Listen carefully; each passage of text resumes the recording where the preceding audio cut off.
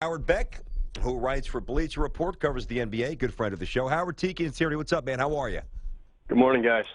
Let me ask you this. Good morning to you. Obviously, LeVar Ball, it's all over the place, and we heard what LeBron said, responding to what LeVar said about LeBron's children. Off the record, because very few players, or most players, seem reticent, not Barkley, but active players, to actually engage in a meaningful conversation or debate about what Ball says. Off the record, guy saying anything about his son or about the Ball crew? Are you getting anything that's not being reported? No. I mean, I don't think NBA players are altogether, that fixated on what's going on with LeVar Ball.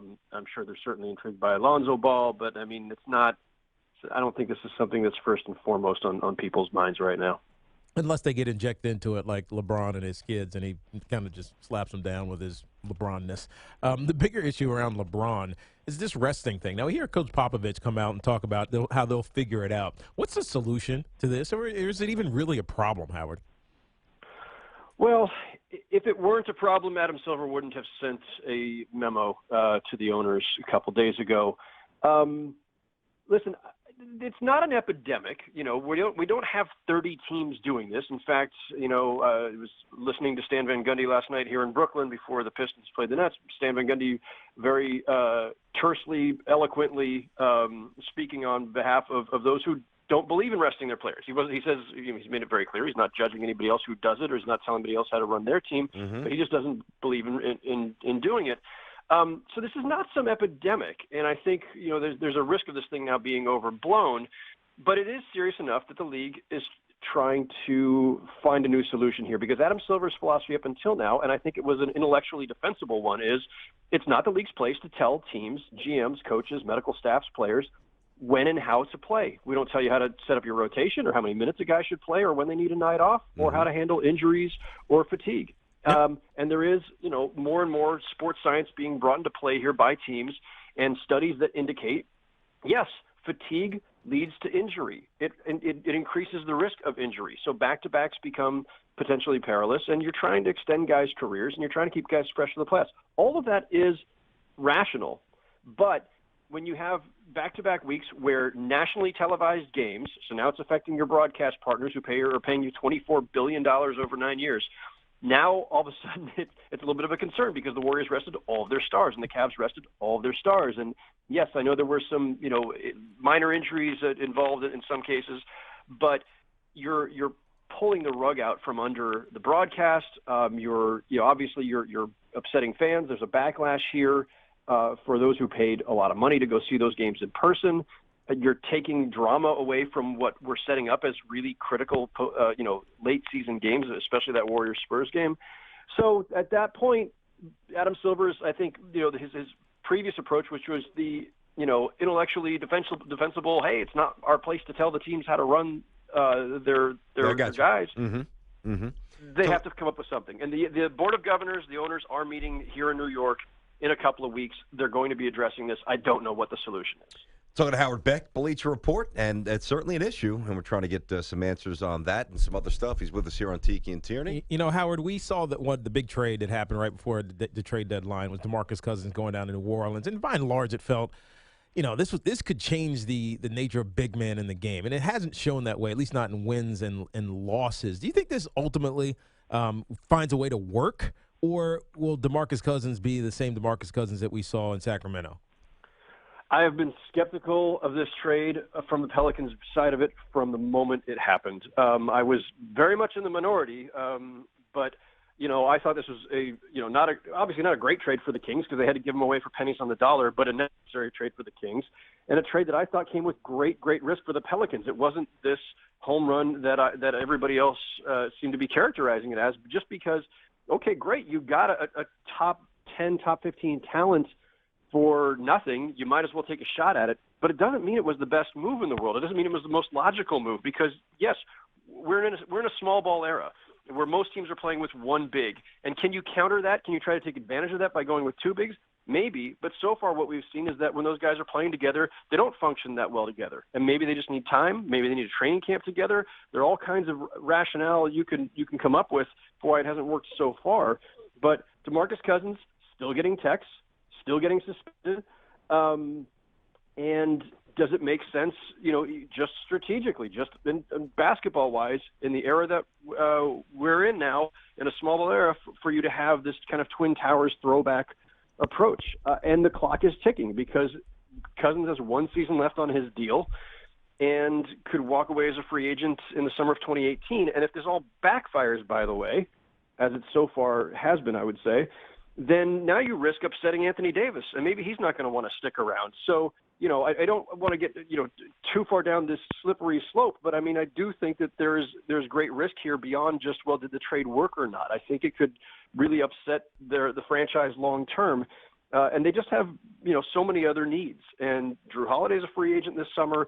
How are they going to put together a logical team around those two, and with very little time to do it before Cousins hits free agency? So I think there's just a lot at play right now, and a lot on the line in New Orleans. I wasn't a fan of it initially either, and I'm still not entirely sold. And by the way, that's Howard Beck from Bleacher Report. But as sloppy as this start was to begin with the relationship, they are playing a lot better, and the stats bear. They're winning games. Their stats of points per game and three-point efficiency. Obviously, teams having to react to the double threat in the post, and Cousins himself can step out, and guys are open. It's starting to show some signs, but I hear where you're coming from. But I wanted to ask you about Jerry Krause here. And he passed away at the age of 77, a longtime executive of the Bulls, and put together championship teams. And you don't really hear his name mentioned. Obviously, Jerry West is positioned as just a great personnel guy, and there's a few others. But I thought Jerry's greatest strength here, Howard, was the ancillary parts. The guys, whether it was a Kerr or a Craig Hodges, a guy that can hit the three, a big guy that can, has some intelligence that can play 15, 18, 20 minutes a night, complement the stars. I think under-the-radar stuff was really where his brilliance was. What is his league-wide legacy, do you think? What should it be? Well, hopefully it's that he's going to make the Hall of Fame, unfortunately, posthumously. But, he's on the ballot as a contributor, and it's unfortunate that he has not been recognized for his contributions much sooner than this. Look, there's nothing about Krause that publicly, image-wise, projected, savvy. We're used to seeing, Jerry West, literally the stature of Jerry West, as well as figuratively, and the kind of aura he carries, and the aura of a Greg Popovich or Pat Riley, these guys who are considered, the all-time greats as terms of being basketball architects, putting teams together. And Krause didn't get it, I think, in part just because of, honestly, the way he presented. He wasn't a great public face of the franchise, and he wasn't comfortable in the public spotlight. What he was great at, simply put, is identifying and acquiring high-level talent. Yes, they had Michael Jordan. Yes, he inherited Michael Jordan from Rod Thorne, who had drafted Jordan. But we know this all very well. Anybody who watches the NBA, you don't win championships just because you have the best player in the game. Certainly helps, but you need to build entire teams, functioning rosters, and you need to surround your superstar with other high-level talent. Krause drafted Horace Grant, traded for Scottie Pippen, signed Dennis Rodman, signed Ron Harper, acquired Steve Kerr, Tony Kukoc, all of these key pieces that they had over the years. And it was Krause, who, while he had a poor relationship ultimately with Phil Jackson, he's the one who plucked Phil Jackson out of the CBA and put him on Doug Collins' bench, and eventually gave him the head coaching job and handed him Tex Winter besides. That's true. So, he's not gotten enough credit over the years, and it's unfortunate that, it's only at a time like now in the wake of his passing that people are writing chapter and verse on all the things that he did for the Chicago Bulls. I wanted to ask you about Shaq. I saw some pretty interesting comments from Shaq where he passionately defends the triangle here. And, in large part, Howard, it's viewed as an antiquated system. And I think the lazy way of explaining away its failures, or at least now for the Knicks, is that, unless you have a Kobe or a Shaq or an MJ to Pippen, it's not going to run itself with great efficiency. But Shaq, spoke about some other stuff, intellect and willingness to change, some tendencies with ball stoppage, et cetera. I mean, first of all, are you buying it? Do you think if you have the right core, selfless players, that the triangle could still work today? It's a really tough question, Brandon. I don't consider myself of enough of a basketball strategy technician to be able to tell you definitively, oh, this still works in today's NBA. I would say this. Even in a pre-3-point crazy era, like we're in a 3-point crazy era, and so some of what people are saying about it being antiquated, hey, look, this produces a lot of mid-range shots. If we just go back, when the Bulls were winning 6 championships in 8 years, when the Lakers were winning 5 championships in the era that followed, all with the triangle, all with Phil Jackson, nobody else was running it then either. People always ran, they had pieces of the triangle playbooks, but no one ran the full triangle. So there's always been a great resistance among other coaches and other teams to this system, even when it was working, even when it was winning championships in an era that no one would say it was antiquated for. They were just saying, well, it's too complicated, whatever the knocks on it were at the time. So there's always been skepticism surrounding it. I would say this, in terms of the three-pointer thing, because I ran through this just real quickly yesterday with somebody. I went through Basketball Reference year by year.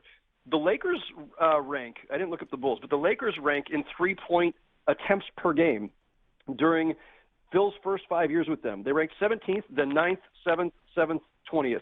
His next run with them when he returned, they were 5th, 4th, 6th, 15th, 10th. So they've usually been in the upper half, sometimes top 10, sometimes top 5 in three-point attempts. Now, that was not in this three-point crazy era of today. It also bears noting that the year that the Lakers were 4th in three-point attempts while running the triangle, they were averaging 21 threes a game, which would be last in today's NBA. Interesting. So, but there's more flexibility there than I think people give it credit for. But there's complexity to it. There has to be buy-in. And Shaq was right. And people should listen. When Shaq and Kobe and Michael and Scotty and these guys who thrived in it are still to this day passionately defending the system, it's not just some reflexive thing. They don't have to do that anymore. They're all retired. There's something there. I don't think people should wave it off. It's not just out of some sense of blind loyalty to Phil Jackson. They all had their issues with Phil as well. They're saying it because it worked for them, and they saw the benefits of it in terms of the way it created spacing and distribution of the ball and keeping guys involved, some balance on the floor. Does that still work today? If you've got a team with full buy-in and the right talent, I don't know. I've got to believe it would still work. Phil Jackson clearly does. Yeah. I think the Knicks' problem, as it has been all along, they don't have the right talent. It has nothing to do with the system. It has much more to do with the roster. Good stuff, Howard. We'll keep reading you, buddy. Bleacher Report. Howard Beck, thanks, man. We'll talk to you soon, Howard.